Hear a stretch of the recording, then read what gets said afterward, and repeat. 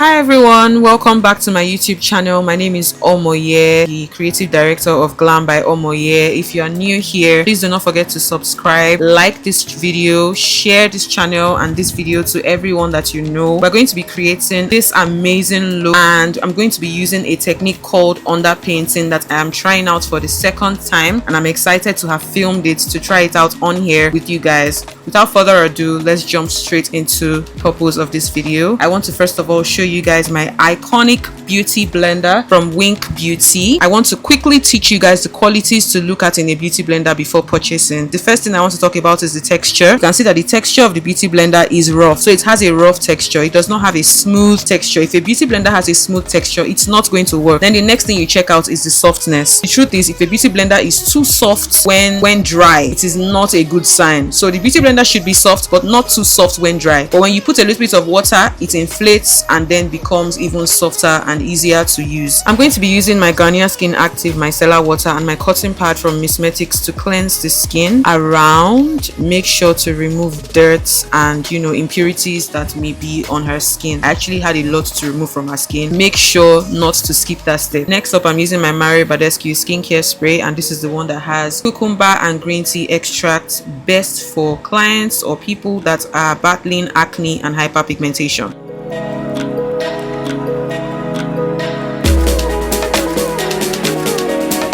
Then I'm using this to hydrate the skin, my snail mucin from Cosrx, and I'm using it to hydrate her skin. I'm going to rub it around the entire skin using a very soft staple brush, and then I'm using my fan because this has to sink in.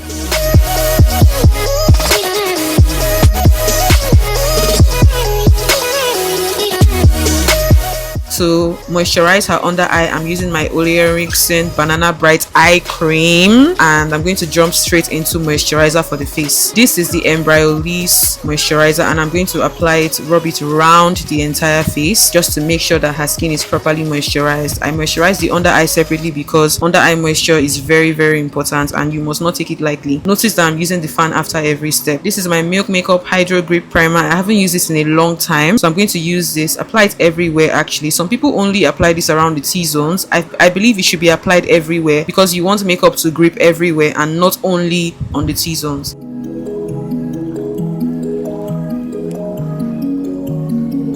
Next, I'm going to moisturize / hydrate her lips with my Didi Beauty lip oil. This leaves a very pink look on your lips and it looks really, really good. This is all I'm going to be doing for her skin prep, and I'm going to jump straight into the underpainting application. This is MAC Studio Fix foundation in NW58, and I'm going to use this to contour her skin. So when underpainting, you are basically going to go backwards with your application. You will not apply a foundation round. You're just going to go straight to contouring. I enjoyed this, but I want to say that when working on a person that has textured skin, this might not be the best mode of application, or it will definitely still work, but you just might not enjoy your application. So I have contoured her face round, all the areas I wanted to sculpt and apply shadow or low light to. I'm going to do blush next. I'm using my Rare Beauty blushes. The shades will be in the description box. And I'm using the bottom of my beauty blender to tap and blend this on the skin. I went very generous because my concealer and my foundation is still going to go on this application. So you want to make sure that you are generous with your blush so that you can apply your concealer and it will cover your foundation. I love the Rare Beauty blushes because they crumble on the skin very easily, and I usually apply just a little bit to the tip of my nose. This is the effect that you get. It actually glows and her skin actually really looks good. Almost unbelievable that a foundation is not on her skin. So I must commend her for having great skin. This is my Too Faced concealer in, I think, Warm Sand. The exact shade will be in the description box. I think here I actually used a little more concealer than I would have normally used, and I don't know if it was a good idea or not. This is just my second time trying out this technique, so I cannot really say for sure what is good and what is not. I was just trying things out, and I'm just going to let you guys see. I think this was a lot of concealer, so when trying out yours, you can like to reduce the amount that you apply in terms of concealer application, especially if you're using a concealer like Too Faced that has a very, very nice coverage. You really don't need that much. This is the result after blending the concealer. I think here the whole face just begins to come together.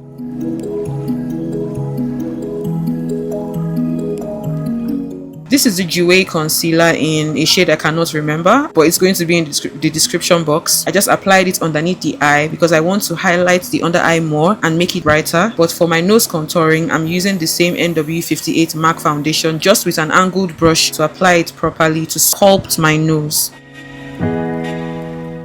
Now it is time for foundation application. I'm going to be using these two shades of MAC foundation. It will be in the description box. I'm first of all using my brush to apply it round. So the key with underpainting is your foundation application, you must do a sheer coverage. You're not doing too much, and you can apply it everywhere round on your contour and on your blush, and you will notice that you will not lose your contour and blush. I think this is what blows my mind about it the most. The fact that despite the fact that I'm applying a foundation on top of it, I don't lose it. So the underpainting technique actually makes sense. It actually does work because it is underpainting that shines through even though you apply a foundation on top of it. And rumor has it that it's a faster method to makeup application. I cannot attest to that yet. I think I'll most likely do a challenge for you guys on here, so you guys will see which one is really faster, so we can know which technique to fling and which technique to hold on to in this new year.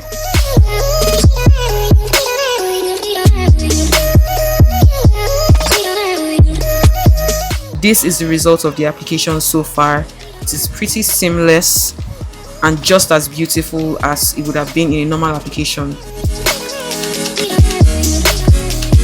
For setting powder, I'm using my Huda Beauty in Kunafa. I'm using Kunafa because I want her under eye, or rather I want the highlighted areas to maintain brightness.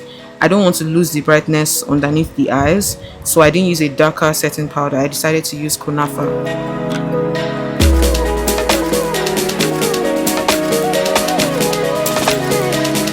There is a competition between this setting powder and One Size. I think we'll also test that out on this channel later on this year. So there's so much to look out for on this channel. Make sure that you are subscribed. Now for powder application, I'm using my Sylvimak powder. This is the palette that has 6 shades.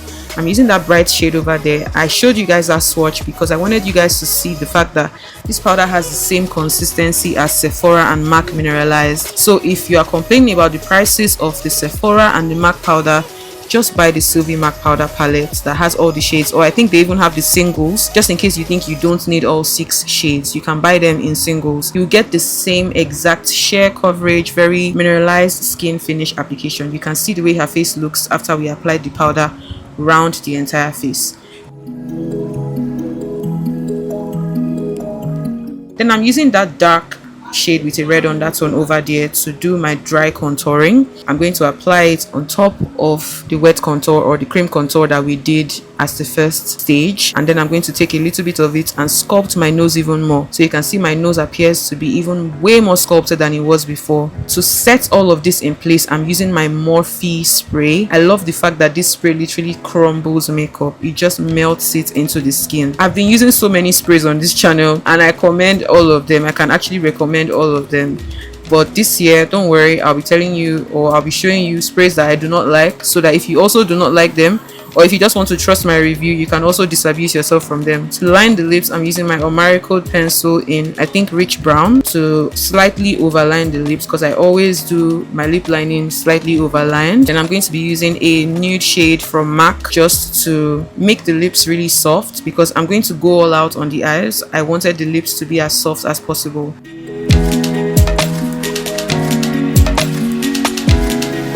I'm not going to be doing eyeshadow application on here, so let's quickly skip that and apply lashes immediately. This is Fusion from Wynkkbeauty.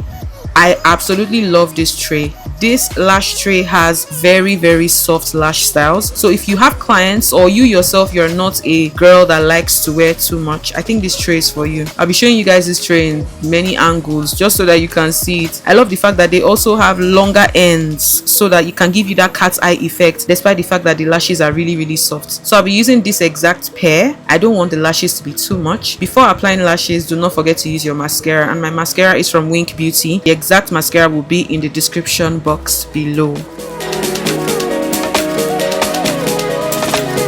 Before applying lashes, I tried to do my brows a little bit, but then the lash was ready to be applied, so I just went on and applied it immediately. So I'm going to zoom in a little bit for you guys to see the lash in detail. It's very soft but beautiful.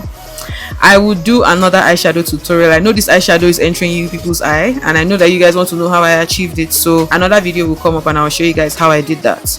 To highlight my brows, I'm just going to use my Too Faced concealer in, I think, caramel. I don't like using a concealer that is too bright, so I think you should just take that home. And my eyebrows, I like them looking defined but soft at the same time, with lots and lots of strands. After doing that, you want to make sure to use your eyeshadow brush, the same brush you use to apply the eyeshadow, just to blend your eyeshadow into the concealer. Now it's time to finish up the face. I'm dusting off the setting powder to make sure that my under eye is nice and clean, and just to make sure that I have a very neat and clean finish. Then I'm using my Morphe spray to lock everything in, and again you'll see how everything will literally melt into the skin just by using this spray. Do not forget to use your fan afterwards. Next, I'm going to be using my Didi Beauty liquid liner just to line the top of the lashes. Do not make this line fat. Once you make it fat, you've ruined it, trust me. Just make it a very thin line on top of the lash band, and that's all. Next, to gloss the lips, I'm going to be using my Fenty gloss in Sweet Mouth. I chose Sweet Mouth because Sweet Mouth is a nude shade and I wanted her lips to be very, very soft. I did not want the lip liner to be overly pronounced. Then lastly, I'm using my Wynkkbeauty mascara to enhance her bottom lashes and make them pop.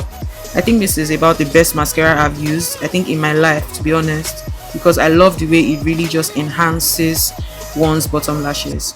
Just to apply a natural glow to the forehead area, I'm using my Chanel glow stick, and this is the finished look.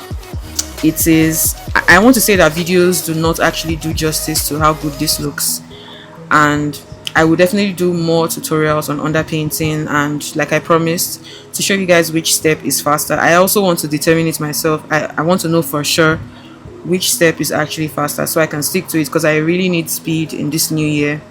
Until then, do not forget to like, subscribe, and share this video to as many people that you know that need it, and even those that don't. Leave a comment also so that YouTube can boost the video and it can just generally help the algorithm of the video. I'll see you guys in the next video. Bye guys, and thank you so much for watching. Mwah.